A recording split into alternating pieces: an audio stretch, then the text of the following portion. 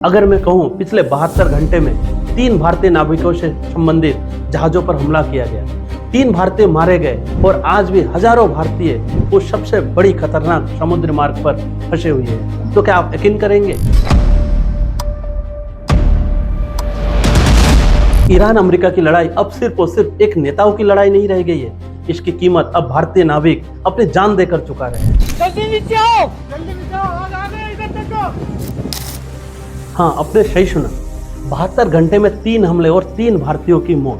देखिए, जो पश्चिमी एशिया का जो सबसे संवेदनशील समुद्री मार्ग है, जो हॉर्मुज स्ट्रेट है और साथ ही साथ जो ओमान की खाड़ी है, वर्तमान समय में अमेरिका और ईरान के कारण ये वर्तमान समय में युद्ध का क्षेत्र बन गया है। और पिछले 72 घंटे में भारतीय क्रू वाले 3 जहाजों पर हमले हुए और सबसे दुखद घटना ये हुई है कि जो 9 और 10 जून की जो रात है, उस समय ऑयल टैंकर पर हमला किया गया। इस जहाज पर 24 भारतीय नाविक मौजूद थे, जिसमें से 21 लोगों को तो बचा लिया गया, लेकिन 3 भारतीय सैलर इस दुनिया को छोड़कर चले गए। अब सवाल ये उठ रहा है कि आखिर इन भारतीयों की गलती क्या थी। अब देखते हैं कि पहला हमला कब हुआ था। देखिए, जो पहला हमला हुआ था वो 8 जून को हुआ था।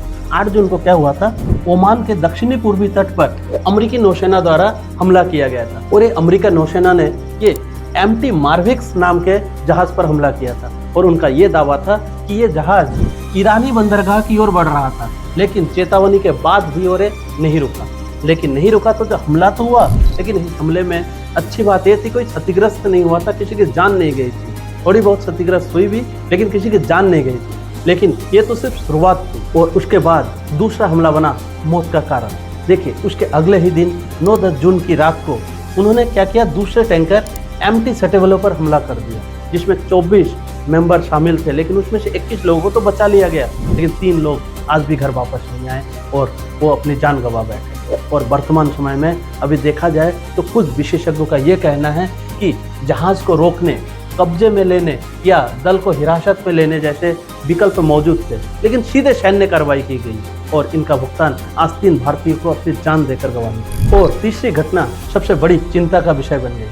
क्या हुआ? देखिए, 11 जून को एक और जहाज एमटी जलभीर संकट में फंस गया, जिसमें 21 क्रू मेंबर शामिल थे और विदेश मंत्रालय और साथ ही साथ भारतीय दूतावास की सहायता से सबको बचा तो लिया गया, लेकिन सबसे बड़ा सवाल यहाँ भी खड़ी हो रही है कि ये 3 दिनों में लगातार भारतीय क्रू से रिलेटेड ये तीसरी बड़ी घटना थी जो उनके जहाज पर हमला हो रहा है, जिससे पूरी दुनिया का ध्यान भारतीय नाविकों की सुरक्षा पर खींच लिया है। और इस पर विदेश मंत्रालय के प्रवक्ता रणधीर जायसवाल ने यह कहा, जिस जहाज पर हमला हुआ वो जहाज भारत के नहीं थे, ये विदेशी झंडे के तहत चलने वाले जहाज थे, लेकिन हाँ, उस पर कई क्रू मेंबर भारतीय थे। लेकिन ये भी सच है कि जहाज चाहे जिस देश का भी हो, लेकिन मरने वाले सीधा भारत के घर ही पहुंच रहे हैं। और सबसे चिंता का विषय ये है कि अभी भी हजारों भारतीय खतरे में हैं।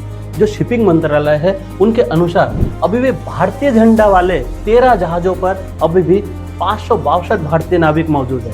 और हैरानी वाली बात देखिए, लगभग 18,000 भारतीय नाविक विदेशी झंडे वाले जहाजों पर तैनात। और वर्तमान स्थिति में देखते हैं कि देखिए, एक तरफ तो अमेरिका की नाकेबंदी है, दूसरी तरफ ईरान का नियंत्रण है और बीच में हजारों भारतीय सेलर मजबूरी में फंसे पड़े हैं। और हर एक दिन हर भारतीयों के लिए, हर नाविकों के लिए, हर क्रू मेंबर के लिए एक नई चुनौती बनती जा रही है। इसमें से अमेरिका ने जो अपनी सफाई दी है, उन्होंने अपनी सफाई में ये कहा है कि जो 13 अप्रैल से जो अब तक है वो 9 जहाज रोके गए, साथ ही साथ 135 जहाजों का रास्ता बदला गया और 42 मानवीय सहायता वाले जहाजों की अनुमति दी गई। इन्होंने अपने नियम के अनुसार तो ये दिखा दिया, लेकिन सवाल ये भी है, क्या इन नियमों को लागू करने के लिए क्या ऐसी सैन्य कार्रवाई करनी चाहिए कि जिसमें निर्दोष नाविकों की जान चली जाए? अमेरिका ईरान की जो ये टकराहट है, ये तो कूटनीतिक नक्शों पर हो रही है, लेकिन इसके जो सबसे खतरनाक मार है वो समुद्री मार्ग पर, वो समुद्र पर रह रहे भारतीय नाविकों पर पड़ रहा है। आज सवाल उन जहाजों का नहीं, आज सवाल उन हजारों भारतीय परिवारों का है